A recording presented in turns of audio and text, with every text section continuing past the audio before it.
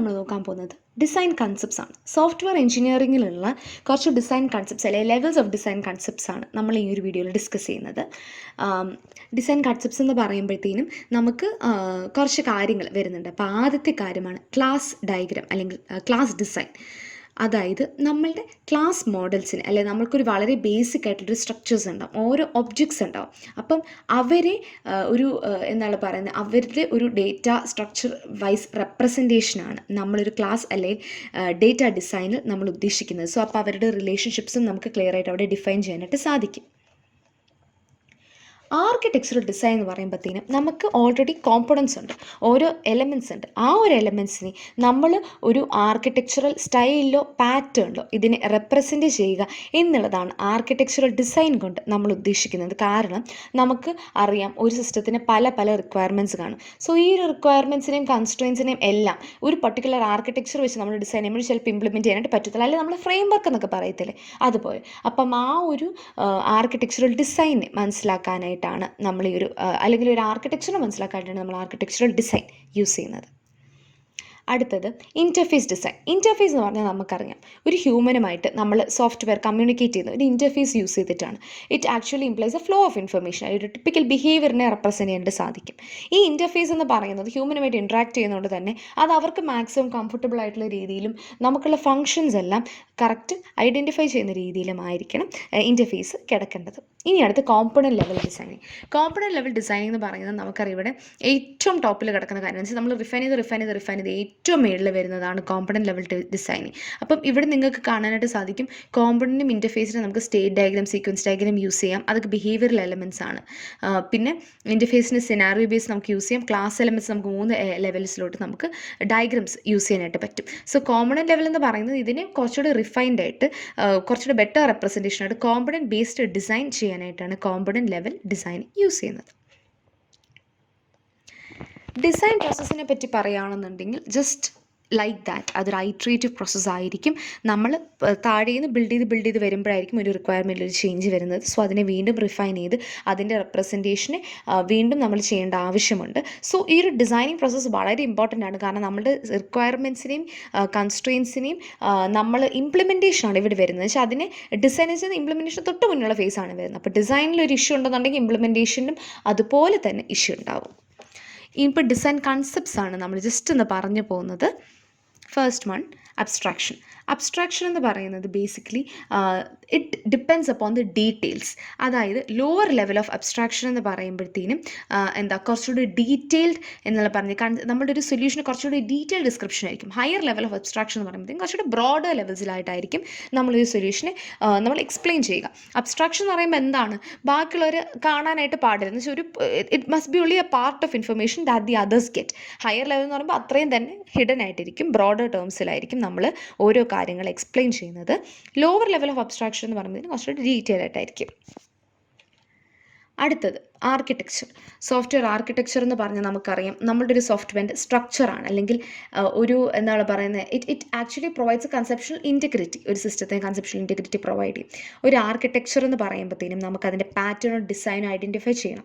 എന്തിനാണ് നമ്മൾ ഐഡൻറ്റിഫൈ ചെയ്യുന്നത്? നമ്മുടെ ഓരോ കോമ്പണൻസ് കാണും, ഓരോ ഫങ്ഷനാലിറ്റീസ് കാണും, ഓരോ ക്രൈറ്റീരിയസ് കാണും, ഓരോ കൺസ്ട്രെയിൻസ് കാണും. ഇതിനെയൊക്കെ നമ്മൾ ഡിഫൈൻ ചെയ്യണം, അതിനെ നല്ല രീതിക്ക് അറേഞ്ച് ചെയ്ത് വെക്കണം. അതിനൊക്കെയാണ് നമ്മൾ ആർക്കിടെക്ചർ യൂസ് ചെയ്യുന്നത്. സോ ഇതിന് നമുക്ക് വരുന്നൊരു കോമൺ ടേമാണ് സ്ട്രക്ചറൽ പ്രോപ്പർട്ടീസ്.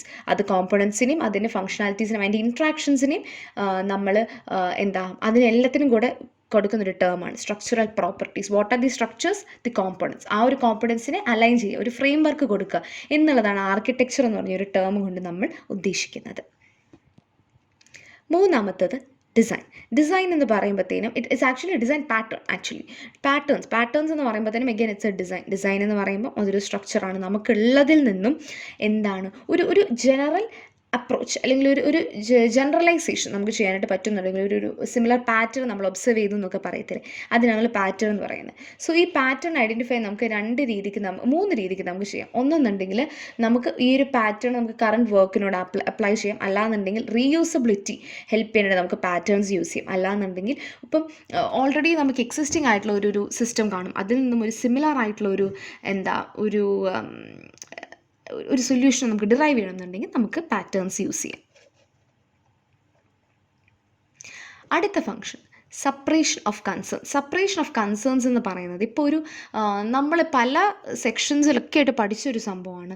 ഇപ്പോൾ ഒരു പ്രോഗ്രാം വളരെ വലുതാണെന്നുണ്ടെങ്കിൽ അതിനെ നമ്മൾ ചെറുതായിട്ട് നമ്മൾ ഡിവൈഡ് ചെയ്യും. അതായത് ഓരോ പാർട്സ് ആയിട്ട് നമ്മൾ ഇതിനെ സബ് ഡിവൈഡ് ചെയ്യും. അപ്പം അതിനെയാണ് നമ്മൾ സെപ്പറേഷൻ ഓഫ് കൺസേൺസ് എന്ന് പറയുന്നത്. അതായത് വലിയൊരു കോംപ്ലക്സ് പ്രോബ്ലം നമ്മൾ ചെറിയ പീസസ് ആയിട്ട് ഡിവൈഡ് ചെയ്യും. അപ്പം ഓരോന്നിനെ നമുക്ക് ഇൻഡിവിജ്വലായിട്ട് സോൾവ് ചെയ്യാനായിട്ട് സാധിക്കും. സോ കൺസേൺ എന്ന് പറയുന്നത് again it's A feature or A behaviour. So ഈ എൻറ്റയർ കോംപ്ലക്സ് ഫീച്ചേഴ്സ് നമ്മൾ സ്മോൾ ഫീച്ചേഴ്സ് ആയിട്ട് അല്ലെങ്കിൽ മാനേജബിൾ പാർട്സ് ആയിട്ട് ഡിവൈഡ് ചെയ്യുന്നതിനെയാണ് നമ്മൾ സെപ്പറേഷൻ ഓഫ് കൺസേൺസ് എന്ന് പറയുന്നത്. സിമിലർ ഐഡിയോളജി തന്നെയാണ് മോഡുലാരിറ്റിയിലുമുള്ളത്. ഇവിടെ അവർ the dividing into components called modules. Random ആയിട്ട് ഒരു ഡിവിഷൻ അല്ല വരുന്നത്. ഇറ്റ് ഡിപ്പെൻഡ്സ് അപ്പോൺ ദിയർ എന്താണ് പറയുക കോമ്പണൻസിനെ ബേസ് ചെയ്തിട്ടായിരിക്കും നമ്മൾ ഡിവൈഡ് ചെയ്യുന്നത്. ഓരോ പ്രോബ്ലം റിക്വയർമെൻറ്റ് വെച്ചിട്ടായിരിക്കും നമ്മൾ മോഡ്യൂൾസ് ആക്കുന്നത്. സോ അതാണ് ദി ചെറിയ difference between separation of concerns and modularity. മോഡുലാരിറ്റിയിൽ കോമ്പണൻസ് ഡിവിഷനും സെപ്പറേഷൻ ഓഫ് കൺസേണിൻ്റെ ഫീച്ചറിൻ്റെ ഡിവിഷനുമാണ് വരുന്നത്.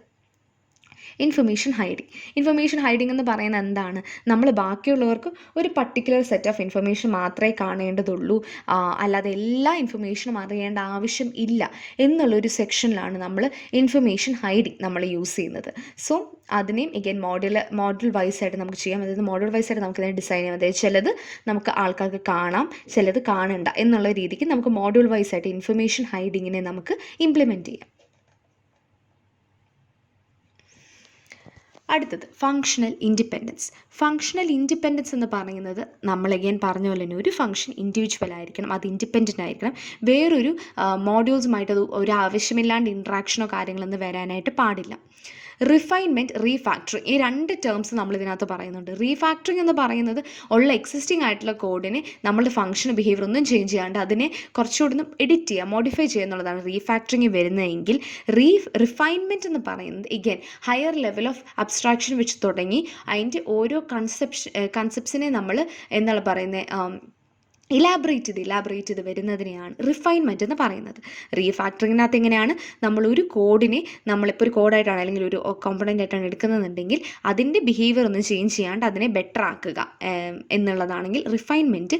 ഒരു ഹയർ ഹൈ ലെവൽ ഓഫ് അബ്സ്ട്രാക്ഷനിൽ നിന്നും ഓരോ ഇൻറ്റേർണൽ വർക്കിങ്ങിനെ നമ്മൾ സെപ്പറേറ്റ് എലാബറേറ്റ് ചെയ്ത് വരുന്നതാണ്.